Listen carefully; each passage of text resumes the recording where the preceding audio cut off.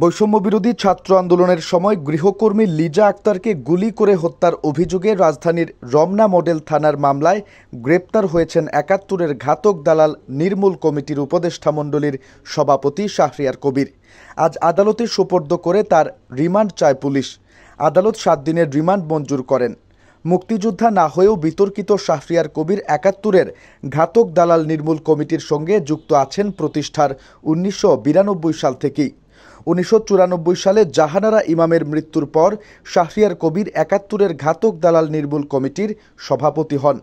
খালেদা জিয়ার সরকার ক্ষমতায় আসার পর ২০০১ সালের নভেম্বরে শাহরিয়ার কবির গ্রেপ্তার হয়ে জেল খাটেন। আওয়ামী লীগ সরকারের আমলেও তিনি গ্রেপ্তার হন।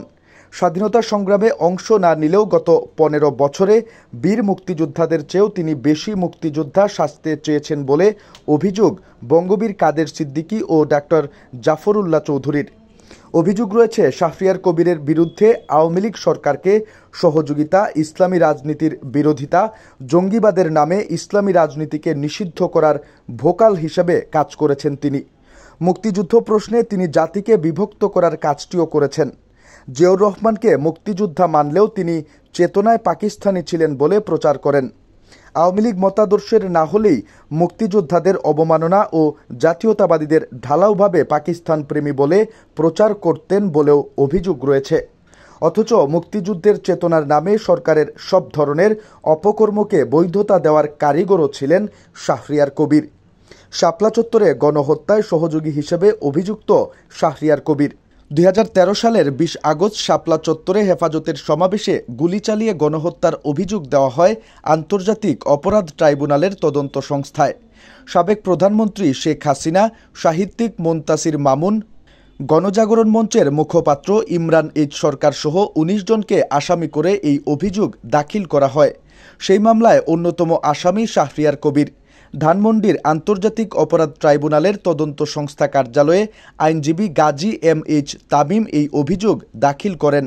গত ৫ আগস্ট যাত্রাবাড়ির কুতুবখালীতে শিক্ষার্থী ইমরান হোসেনের মৃত্যুর ঘটনায় দায়ের করা হত্যা মামলার আসামি তিনি। বৈষম্যবিরোধী ছাত্র আন্দোলনের বিরোধিতা আন্দোলন যখন তুঙ্গে তখন ৭১ টিভির এক টকশোতে শাহরিয়ার কবির বলেন, প্রথমে শুনলাম ৩৯ জন, পরবর্তীতে শুনলাম ৬৪ জন সমন্বয়ক, কিন্তু তাদের চেহারা আমরা দেখিনি। সংলাপ তবে কার সঙ্গে করবে সরকার?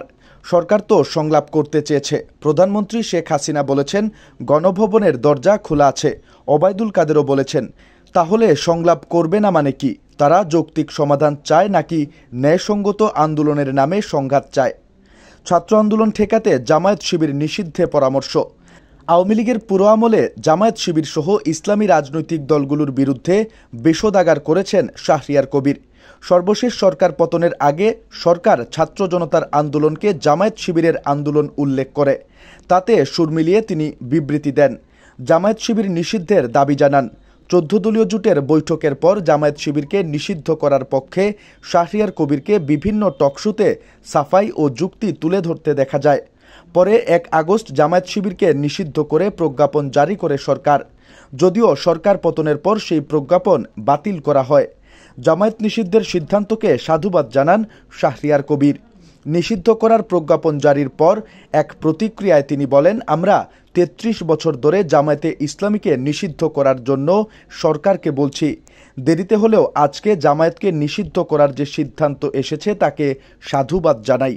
সংবিধানে বিসমিল্লাহ ও আল্লাহ সর্বশক্তিমান বাক্যের বিরোধিতা, ধর্মকে রাজনৈতিকভাবে ব্যবহার ও ধর্মভিত্তিক রাজনৈতিক দলগুলোর বিরোধিতা করেছেন শাহরিয়ার কবির।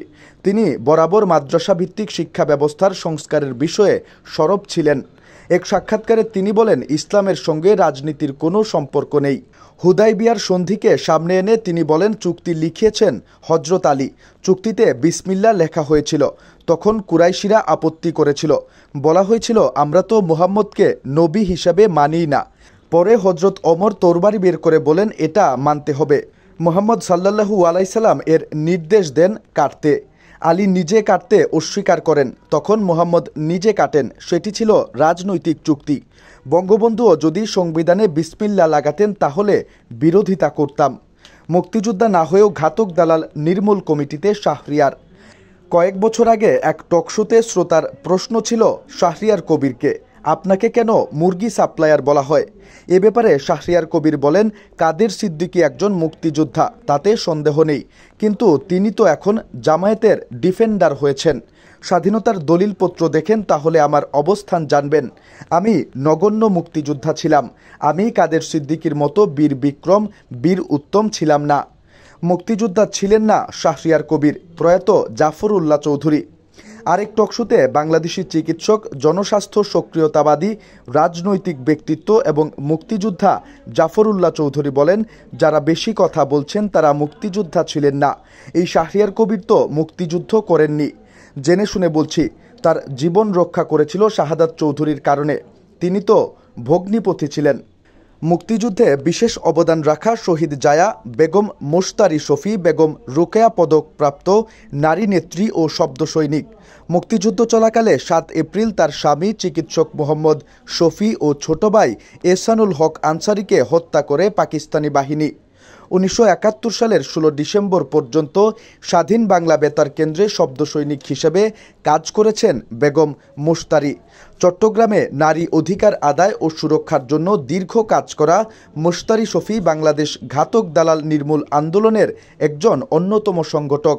তার লেখা চিঠি জাহানারা ইমামকে নামক বইয়ের শাহরিয়ার কবির মুক্তিযুদ্ধে অংশগ্রহণ করেননি এবং তিনি মুক্তিযুদ্ধকালে পাকিস্তানি সেনাবাহিনীদের ক্যাম্পে মুরগি সরবরাহকারী বলে উল্লেখ করা হয়। মোশতারি শফির গ্রন্থের বর্ণনা অনুসারে শাহরিয়ার কবির ১৯৭১ সালে পাকিস্তানি বাহিনীকে মুরগি সরবরাহ করতেন। বঙ্গবীর কাদের সিদ্দিকীও বলেছেন, মুক্তিযুদ্ধ চলাকালীন সময়ে পাকিস্তান সেনাবাহিনীর কাছে মুরগি সাপ্লাই করতেন শাহরিয়ার কবির। এ বিষয়ে জানতে চাইলে বঙ্গবীর কাদের সিদ্দিকী বলেন, শাহরিয়ার কবির মুক্তিযোদ্ধা ছিলেন না। মুক্তিযোদ্ধা হলে তো আমি জানতাম, তাকে তো আমি দেখিনি। মুরগি কবির কেন বলা হয় শাহরিয়ার কবিরকে জানতে চাইলে তিনি বলেন, এটা খোঁজ নেন, খুঁজলেই পাবেন। পারলে ক্যান্টনমেন্টে গিয়ে খোঁজ নেন, পাবেন। তিনি আরও বলেন, আমার বয়স এখন ৭৯ বছর। আমার অভিজ্ঞতা থেকে বলতে পারি, বাংলাদেশে মুক্তিযুদ্ধের কোনো মূল্য নেই। মূল্য আছে যারা দুকলম লিখতে পারে, চাপাবাজি করতে পারে। জাহানারা ইমামের নিজের লেখা বই পড়েন। তিনি নিজেই লিখেছেন কি কি করেছেন, তার জামাই কি করেছেন। হুমায়ুন আহমেদ বিখ্যাত মানুষ, তার ভাই ইকবাল, তাদের মা একটা বই লিখেছেন, সেটিও পড়ে দেখবেন, জানবেন অনেক কিছু।